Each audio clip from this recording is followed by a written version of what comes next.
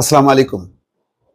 উপদেষ্টা আসিফ মাহমুদ সজীব ভুঁইয়া কিভাবে পিস্তল রাখলেন, পিস্তল রাখার যে ক্রাইটেরিয়াগুলো সেগুলো তিনি ফুলফিল করেছেন কিনা, এমন প্রশ্ন যখন সোশ্যাল মিডিয়া এবং গণমাধ্যমে প্রচারিত হচ্ছে, আলোচনা হচ্ছে, তখন আসিফ মাহমুদ সজীব ভুঁইয়া বলছেন, পিস্তল কেন, মিসাইল সঙ্গে রাখলেও আমি আপনি কেউই নিরাপদ না।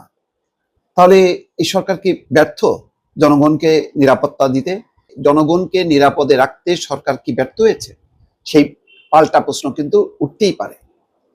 কেন পারে? আসিফ মাহমুদই বলছেন যে শুধু পিস্তল কেন, যদি আপনি মিসাইলের সাথে রাখেন তাও আপনি নিরাপদ না। তার মানে এত নিরাপত্তাহীন একটা সমাজ বা রাষ্ট্রে আমরা বসবাস করছি।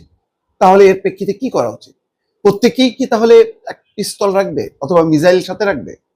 দর্শক, এই প্রশ্নগুলো ছুড়লাম এই কারণে, সরকারের অত্যন্ত অ্যাক্টিভ একজন উপদেষ্টা, অত্যন্ত ভাইব্রেন্ট একজন উপদেষ্টা, তিনি এই কথাটা এনেছেন, অন্য কেউ আনেনি। এর মধ্য দিয়ে বোঝা যাচ্ছে সরকার এবং জনগণ অসহায়।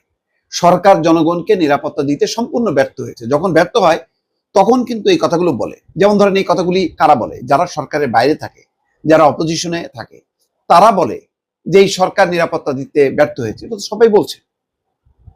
সেই কথার সাথে কিন্তু আসিফ মাহমুদের বক্তব্য কিন্তু মিলে যাচ্ছে যে শুধু পিস্তল কেন, মিসাইল সঙ্গে রাখলেও আপনি আমি কেউ নিরাপদ না।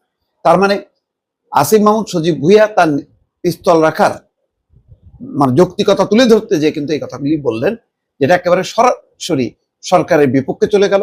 এবং জনগণের কাছে যখন এই বার্তা পৌঁছাচ্ছে যে একজন উপদেষ্টা এই কথা বলছেন যে কেউ নিরাপদ না, খুবই দর্শক গুরুতর ব্যাপার।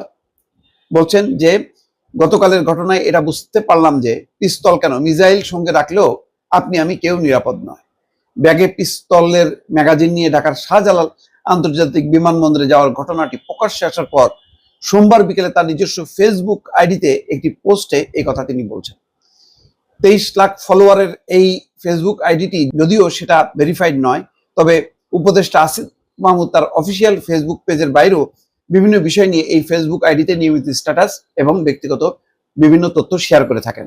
শাহজালাল বিমানবন্দরে উপদেষ্টা আসিফ মাহমুদের ব্যাগ থেকে পিস্তলের ম্যাগাজিন উদ্ধারের সিসি ক্যামেরার ফুটেজ কিভাবে সামাজিক যোগাযোগ মাধ্যমে ছড়িয়ে পড়লো সেটা নিয়ে প্রশ্ন তোলেন উপদেষ্টা আসিফ মাহমুদ।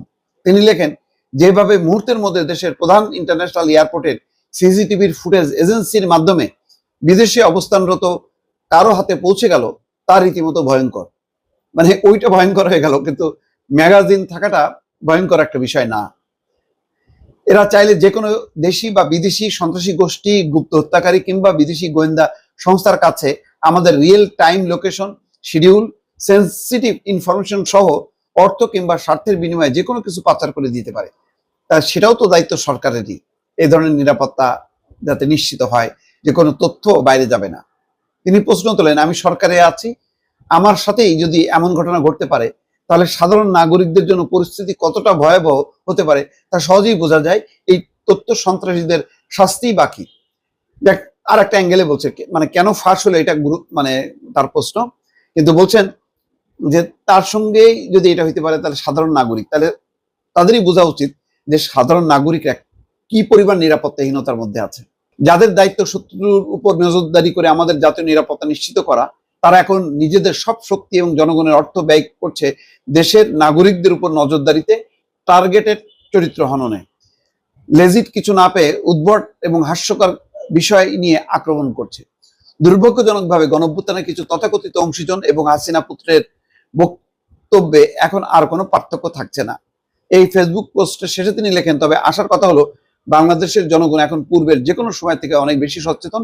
গণঅভ্যুত্থানের নেতৃত্বের সাথে অনাকাঙ্ক্ষিত কিছু ঘটলে কারা ঘটিয়েছে তা কারোরই বোঝার বাকি থাকার কথা না। ঠিক আছে, এটা আত্মপক্ষ সমর্থনে অনেক কথা বলছেন, কিন্তু ম্যাগাজিন রাখতে পারে কিনা, তার পিস্তল আছে কিনা, সেই বৈধ পিস্তল রাখার বয়স তার আছে কিনা, নিয়মিত কর দেন কিনা, কিছু শর্ত আছে অস্ত্র রাখার, সেটা ভায়োলেট করছেন কিনা, এটা নিয়ে কিন্তু কিছু তিনি মন্তব্য করেননি, যেটার ব্যাখ্যা সরকারের কাছ থেকে আসা উচিত।